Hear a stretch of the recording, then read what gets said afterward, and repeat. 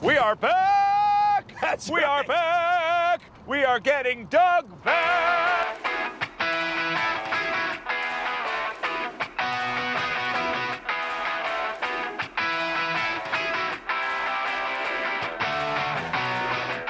The Revo Award for the best sports watch goes to the one we wanted, the Tudor Black Bay 54. Wow, nice. Back in 1954, it was the first dive watch Tudor ever made, and the references was 7922. So Costa, take it away. Why should the Tudor 54 be the best sports watch of the year? Oh wow, where to start? I guess first, of course, the Tudor Black Bay was already a hit. It was already a great representation of a modern sports watch, even though it does brings back a lot of these vintage vibes from the brand. But it is truly a modern sports watch which we gotta commend, because a lot of these sports watches now are very, very reminiscent of the past, right? And why the Black Bay 54 is because of the size. Totally. 37mm is the perfect size, you know. Maybe I'm Asian, I don't know. Okay, but I have a small wrist, you know. What I love about Tudor is that they're not afraid to be pioneers. Yes. Right? They were pioneers as the first brand to kind of bring back really cool vintage design. Yep. They were the first brand to also, when they transformed from like externally sourced movements to in-house movements, they had the courage to only price that movement by a few $100s more, to offer the best value proposition in all of watchmaking. And they had the courage to make the first diving watch in the size that collectors actually want, right? And that's incredible when you think about the size of that brand, to take a risk like making the Black Bay 54. But let me tell you, that risk paid off, because that watch is the perfect proportion, the perfect size. And it should be a demonstration to the rest of the industry, like, bro, your watches are too big. What I command with Tudor as well is that they came out as a sister company of Rolex, but they gave us everything we wanted from Rolex, but we're not getting. And they stood on their own 2 feet. So Tudor is a brand that is standing firm on the ground. Well, I think what's incredible about it is, as Rolex has elevated purely into the luxury sector, right? Because Rolex has its roots as being like a sports tool watch, but is now purely a luxury watch, intentionally so, and with some of the most amazing watches in the world. Tudor has very brilliantly come in to fill this niche. Like today, if you want a watch that you can wear that's a great luxury watch, but you could actually wear diving, or you could actually wear for hard use, right? You would buy a Black Bay 54, you buy an FXD, or you buy, incidentally, the new FXDs in the new materials that they're coming out with also are incredibly cool. So for all these reasons, Tudor, we salute you. You are awesome, and we love the Black Bay 54. Yes, bravo. we do. Yeah, bravo. For the best reinvention, you do it. Almost took up my Negroni there. And the winner is... Oh wow, Tech Heuer, Carrera Chronograph Glass Ball. Well done, Tech Heuer. Right. You know, the Carrera is an amazing watch, and for many years we have seen some great heritage re-editions of this watch. But we love this new Carrera glass box for all the opposite reasons, because it boldly moves the design story of the Carrera forwards. In fact, it's so incredibly modern that like it almost has zero references to the Carrera if you look at it. In particular, the fact that it has no bezel and that the tachymeter is on the rear of the watch. But somehow when you look at it, like you feel as if this kind of like emotional vibration that this watch is in fact a Carrera. Yes, it's still like the DNA is still there. And I think that's an amazing design act, to be able to somehow make you feel connected to the past, even though you're not overtly referencing the past. And for that, the Carrera glass box is an incredible achievement. And it came in a really cool version, the Skipper this year as well, which we absolutely love. So well done, Frederick Arnault, well done, Carol Forestier, well done, Nicholas Boybeck, well done to everyone over at Tag Heuer. Very impressive watch, and we really dig it. All right, congratulations, Tag Heuer. The Revolution Award for the best men's watch of the year goes to Chopard for the LUC Lucent Steel 1860. This watch, kind of like the Cartier, is an example of how time is the best judge, right? And in 1997, when Carl Friedrich Schäufer launched this watch with his first in-house movement, which was created the year before, the caliber 1.96, it was already a revelation. It was the perfect size at 36.5 mm. It was slim. It was a micro rotor watch, cost certified, Geneva sealed, and with incredible design, using, in fact, a metal M or massive or solid gold dial with beautiful guilloche map. So somehow, more than 25 years later, That watch is even better, bro. Wow. You know, and he has improved the watch in two really remarkable ways. The first is that it's the first time he's put that watch in a steel case, but using lucent steel, which is an expression of Chopard's commitment to ethical luxury. Yes. 80% recycled steel, which is incidentally, to make lucent steel is much harder than just using, I would imagine. using new steel. The second thing is he wanted to correct a couple of things on the watch. So he always wanted that watch to hack, but the first one he was never able to make it hack. So now he's come up with a version where that watch hacks because it is a chronometer. Yep. Then on top of that, he did something which we loved, which was he removed the date as well. Yeah, and made that that's a watch great move. even more visually and from a design perspective pure. And the result is one of the most magnificent watches of the year. So Chopard, Alfred Schäufele, congratulations on Best Men's that was a Watch really of the great Year. watch. Yeah. Well done. Awesome, well done. The Revolution Award for the Best Woman's Timepiece goes to Richard Mille for reference RM's 3704. Oh my god, I love this watch. I mean, it's super comfortable on the wrist because it's super light. It's only 36 grams on the wrist. So I mean, who can do better? And the reason why this watch is so light and it deserves an actual prize, it's because it's made of quartz TPT. If you've never heard of that component, it's obviously an innovation that only Richard Mille could pull off. And the quartz TPT happens to be 600 layers of quartz fibers that are put on top of one another with a little bit of inclusion of resin in order to make the piece stand. I think it's a statement watch as well. So any woman that wears this watch gives a very prominent statement. If I see a woman wearing it, I'll go down on one knee and propose to her. What? During the opening of the new Richard Mille flagship here in Singapore, Guillaume Mille, who is Alex and Amanda's brother, came down here and he was wearing an RM07. He was wearing the new version of the Memphis design.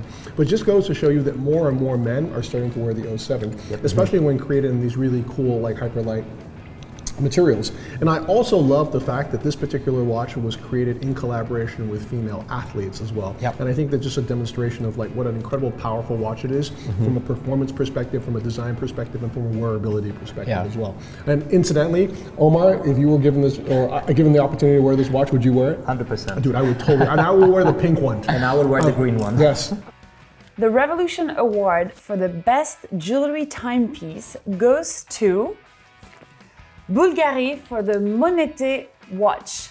But quite frankly, I have to add, before Justine gets into the details of why this watch got a prize, we have long hesitated with Céline, the chief editor of Revolution, with the VCA Ludo Secret watch, which is stunning, high jewelry, feminine timepiece set with diamond. And the historical part of it is that it took 75 years to VCA to come back with the updated version of Ludo. But today, we're here to talk about Bulgari and Monete and why did we give the jewelry prize to this piece. I mean, I really like the fact that Bulgari uses real coins in this piece. I mean, two piccolissimo movement in this timepiece, it's quite impressive. What do you think?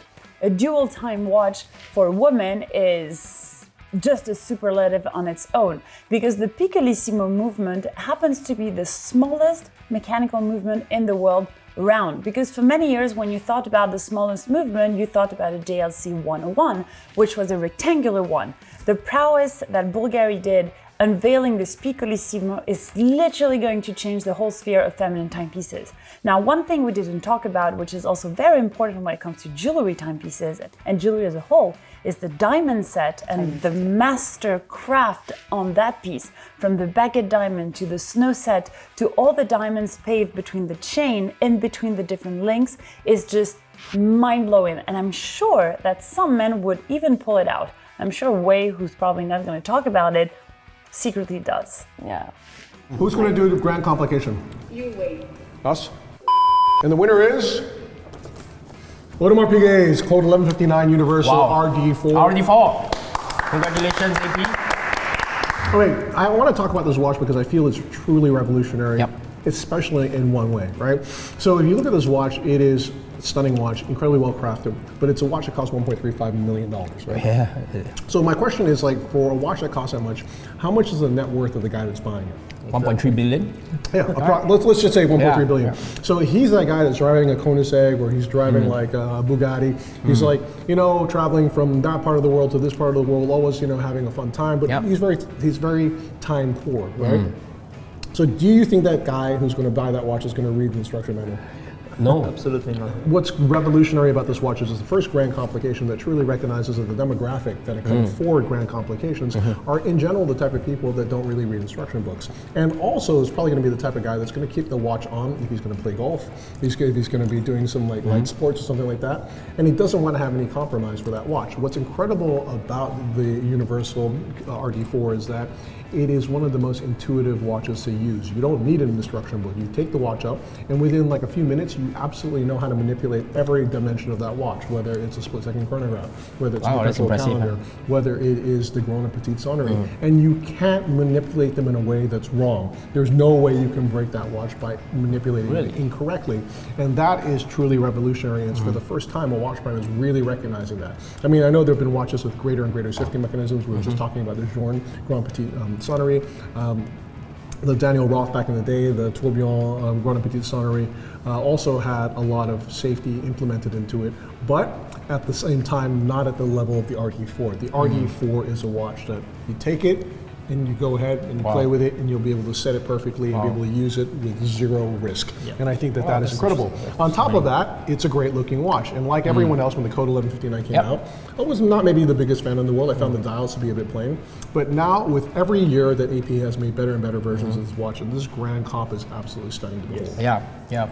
I mean, we have to give credit also that they gave the RD4 on the Code 1159. It's just an amazing big statement it's quite a from really the big brand. statement, And honestly, the watch is spectacular. Hey, to be honest, when the Code 1159 was launched, I'm quite a big fan actually. Something new, something different, you know. Absolutely. Yeah, I think this is The great, DNA of the Royal Oak is there. Hey, come on, it's a sandwiched unique inside the case. You know, dial. I gotta give credit to AP. You know, I love the Code 1159. I don't know about the rest. I can speak for the rest, but I'm a big fan. So Big fan kudos, since man. day one. RD4, I like that watch. Good job. You know which category we are going to talk about, and now I have a pleasure to announce the prize for the Divers watch goes to the Blancpain 50 Fathom 70th Anniversary Act 3. Well, you know, I love this watch for so many reasons. The first is that, you know, when Mark Hyatt created the 50 Fathoms back in 2003, it was meant to be a contemporary dive watch. It wasn't meant to have any reference to the past. It was actually, at that time, a game-changing contemporary watch because it was the first to have a luminous bezel with a sapphire-like top, right? Now, this is the first time you have two eras colliding. The era of the very original 50 Fathoms with the modern era of the 50 Fathoms as well. And this watch in particular, the Act 3 Mil-Spec 1 Bronze, I call it Bronze, is a tribute to the most niche and most collectible vintage mil-spec watches of all time, right? Because the US Navy had commissioned some of those watches, and there's a belief that maybe 20 pieces exist, and they are called the bronze mil-specs, not because they're made of bronze, but because they're made of German silver, which had much lower of a magnetic signature, which they were used because they were worried that the watches would set off the magnetic triggers on mines. I see. And over time, those watches would change color into sort of a bronze color. So the fact that Blancpain has made the watch with a bronze color in mind, it's such an incredible tribute to their own past. It shows like how geeked out they are about their own past as well. Then let's look at the design of the watch. It is so faithful to the original, 41.3 mm in terms of diameter. It's got the beautiful long thin lugs as well. It's got the oversized bezel, but now made in modern materials. So the bezel is made in ceramic. The material of the case is 9-karat gold mixed with bronze, so it's bronze gold, which is a similar material to what we saw, which is the same material that we saw in Omega Seamaster 300 last year. And the end result is something that's truly spectacular. And I have to say something, and I have to echo the comments of my friend Adam Golden from Menta Watches, that for those of you who said that this watch basically reminded you of the Swatch Blancpain mashup, you know nothing about the history of the 50 Fathoms, right? Like, I'm not power slapping people nowadays because, you know, I got into trouble for that a little bit, right? But I'm just telling you, sir, please do a bit more research and you will understand better, right? So that watch is incredible. It is an absolute masterpiece in terms of colliding two eras together. Blancpain, we salute you, and we love that watch. Blancpain, good job. Nice. Awesome. Attends. Alors, on le fait, mais il faut qu'on regarde la caméra quand on réagit en fait. Oh! That must be a good one. And the winner of the GMT World Timer category is the Patek Philippe World Timer 5330G. So this was a watch that was launched for the Grand Exhibition in Tokyo, and it is a spectacular world timer because it is the first world timer in Patek's history that actually provides the date as well. And the date is shown off of a hand that's made of glass, which is soldered to the canyon pinion, which is incredible technology. But what's really cool about this watch is that the date hand will jump backwards or forwards depending on where you are locally. And there's even a period of time when like all of the 24 zones are in the same date. So even though the hand wants to jump, it actually knows when it shouldn't jump because it knows it's in this special period as well. And on top of that, the design of the watch is beautiful.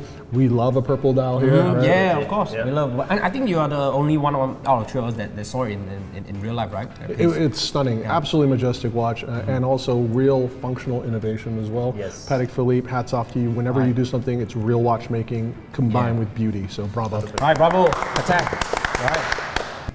Oh, nice catch. And the winner of the astronomical complication is Konstantin Shekin's Stargazer for Only Watch. Wow. Another Only Watch. Another Only Watch. Yeah, this is a phenomenal one. Absolutely. I'm so happy that Konstantin Shekin won this category because people don't know that Konstantin Shekin, on his own merit, is a grandmaster.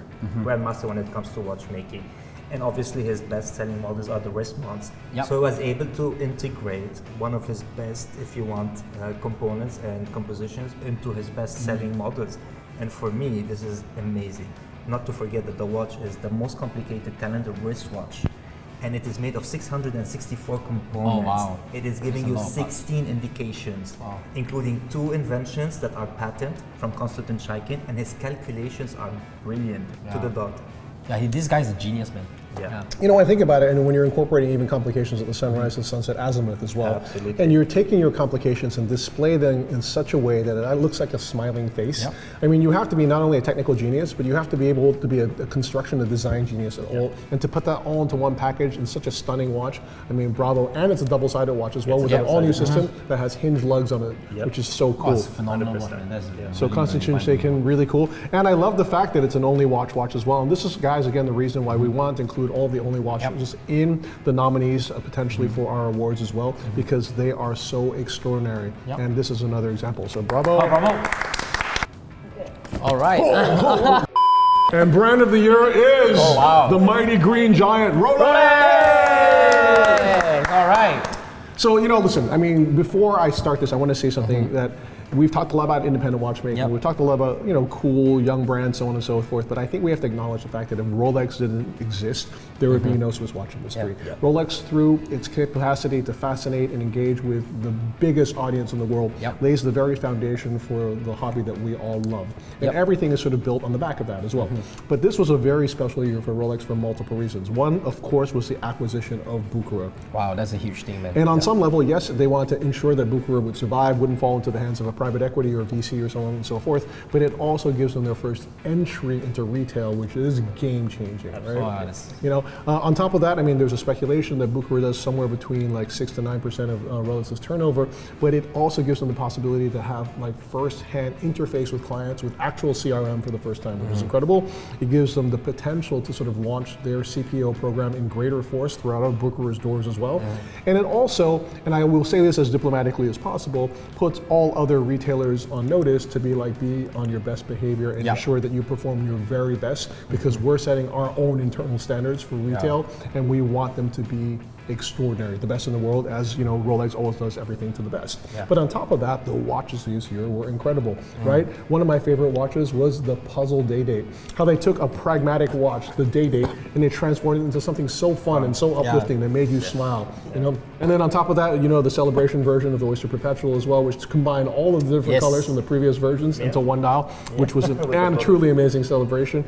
And then the big news, of course, the new Daytona, which I have to say is probably the most elegant Daytona they've made so far. And I think that's really important, because if you look, for example, at the Platinum watch with the sapphire case back, with the, you know, actually I have to say really great finishing for a semi-industrially produced sports watch, there's a clear statement that Rolex is elevating its position up clearly into the luxury stratosphere, right? I agree. And that niche that used to be occupied by Rolex, which was kind of like half tool watch, half luxury watch, they have super intelligently taken Tudor and placed it directly in that niche. That's so this right, kind of 1-2 punch that they've done is incredible. They've made Tudor now the greatest tool watch brand in the world, and they've made themselves the market leader in luxury basically, watches as well. So Rolex, and in particular its incredible leader, Jean-Fred Dufour, great job. And the last thing is, they designed probably the most beautiful Daytona of all time, modern Daytona of all time, which is the 100th anniversary Le Mans anniversary watch. Can we add one thing very important? That the ratio of price versus quality is unbeatable. Yeah. Absolutely Nobody unbeatable. will give you the best ratio. Rolex gives true. us this. Yeah, I mean, I agree, you know, especially if you look at the gold models of, let's say, a gold Daytona of Rolex, and compared to, other luxury brands. Yep. I would say Rolex is priced very, very fairly. 100%. Absolutely. The crown is there for a reason. You know, in a situation where so many brands have taken their prices and raised them and raised them and raised them, Rolex prices have remained incredibly consistent. And so you're absolutely right. Greatest value proposition in luxury watches, and greatest proposition now, value proposition in luxury tool watches with Tudor. So, bravo. Yeah, I agree, man. The final category is the best watch There's a of big the one. year, There's a big one. and it is the anti-magnetic watch for only watch, which is okay. So, Constant, take it away. Why do you love this watch? I love the RRCC too. I think it was one of the best independent watches that's ever made. So you have an RRCC built into something that is a little bit more masculine, vintage inspired, with all of the nuances of what's great about the RRCC. Yeah. With a wonderful peekaboo Faraday cage. You know, you have a closed case back that serves as a Faraday cage. Yep. And you can took it out, you know, and then you can stare at the movement, you know. I love the idea of Jean-Pierre Hagman is still being celebrated. Oh my God, yes, And Rajab yes. is putting him on the pedestal. The case is obviously, for My me, God, one of my yes. favorite cases. Yeah. And the combination of both gave us a beautiful watch. Yeah. The anti-magnetic, people forgot about it, but it was a very important invention back then. Yeah. And what they managed to do is that not just the case, not just the dial, every single component that they put inside that watch is factored in the anti-magnetic. Yeah. I think that it kind of opens up a whole new adventure for Rajab, right? I think that, you know, because he's talked from time to time, potentially he might discontinue Akrivia in the future because it was something that represents, you know, a certain era of his life. Now he has the RRCC 1 and 2, and they're kind of his classic expression. But this is his first kind of sporty watch as well, right? Yeah, in a way, yeah. And I think it's a great award to give him because I kind of feel that we're definitely going to see a production version of this watch. From a design perspective, it's a masterpiece. It has 9 circles, the 9 circle of the case, then the double step of the lugs, plus the double circle for the track, and then 3 circles on the inside as well for the sector. It is, when you look at it, just mesmerizing. It's like a vortex that sucks your brain in as well, right? Then it's got the most beautiful lugs on the universe thanks to the incredible Jean-Pierre Hagman. Yep. It's got this incredible Faraday cage that's removable, as you said, as well. And it comes with this incredible audible click to it that I know Rajab worked so hard on this as well, right? Okay, you can just. Oh wow. And then what I love about it is, yes, it's an anti-magnetic watch, which was a tool watch back in the day, but they've elevated to the highest extreme, right? So you've taken steel, but you made the most complex steel handmade case. Amazing. Then you have a kind of sector dial, but it's a gonfle enamel sector dial. Then let's not even forget about the movement. It's the first center seconds Rajab like movement that we've seen, and God, it it's is magnificent to behold with that incredible steel center bridge holding the seconds wheel. It is mind-blowing, bro. It is just one of the most breathtaking watches of all time. It is the one watch, if given an opportunity to own any watch this year, that's the one I would pick that as well. You know, and I think it's a fitting way to end as well because, guys, it just goes to show you that from a watchmaking legacy perspective, only watch has been so important, right? Yep. And we hope that regardless of what happens in the future, we never forget that only watch was 20 years of the most amazing creations created by some of the most brilliant watchmakers that brought so much wonderful energy and wonderful community spirit to the industry. So hopefully, guys, you've enjoyed our presentation and we love the fact that you tuned in to see us. Thank you so much. Thank you for paying attention to what we talk about. Thank you for loving watches. And on behalf of Omar, Constant, Justine, Eleanor, and myself, peace out! Thank you guys. Catch you in the next one. Peace.